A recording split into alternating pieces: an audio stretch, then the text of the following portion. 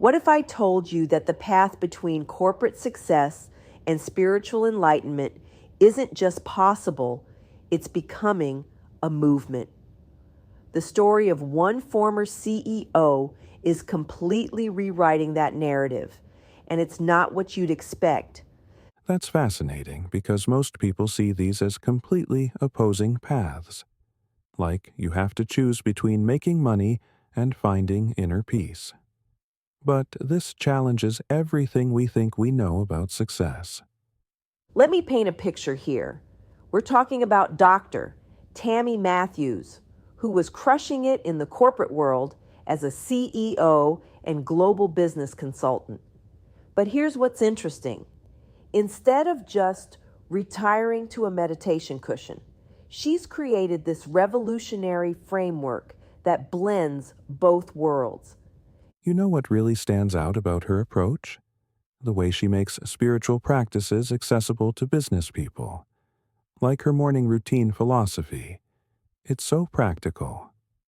Well, that's exactly it. She takes these seemingly esoteric concepts and translates them into business language. Instead of checking emails first thing, she advocates starting with intentional hydration and self-reflection. It's like she's optimizing the spiritual for peak performance. So, how does she explain this concept of true liberation that she talks about? So get this. She frames it as a strategic alignment between mind, body, and soul. But here's what's really clever. She backs it up with serious credentials. She became a registered naturopathic doctor and earned her Master Force Executive Life Coach certification. It's like she's bringing scientific validity to spiritual practices. That's quite different from the typical corporate wellness programs we usually see. How does she make this connection between spiritual growth and professional success? Well, she's developed what she calls soul alignment indicators. Think of them like KP is for your inner life. She shows how morning spiritual practices can actually improve leadership decision making. And get this, she's found that emotional intelligence developed through spiritual work directly enhances team dynamics. The timing of her message seems particularly relevant now, especially with burnout becoming such an epidemic in corporate environments. You know what's fascinating about that? She actually predicted this trend. When she sunset her company in early 2025, it wasn't just about retiring. It was a strategic move to address what she saw as a growing crisis in corporate culture. That's interesting. So she's essentially creating a new paradigm for success. Exactly right. And here's what makes it so powerful. She's showing that when you align your actions with your soul purpose, success actually flows more naturally.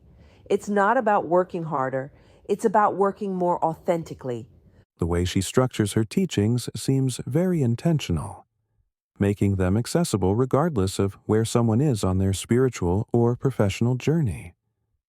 Well, that's because she understands both languages fluently. She can speak to the CEO about ROI while also addressing their need for deeper meaning.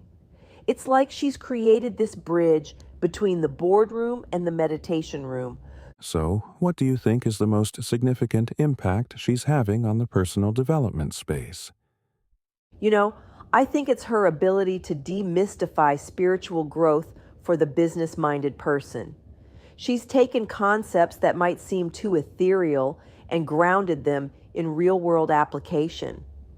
And here's what's really powerful. She's showing that when you integrate these practices, you don't just succeed, you thrive in a way that's sustainable. That's quite a legacy. Transforming how we think about the relationship between professional success and personal fulfillment.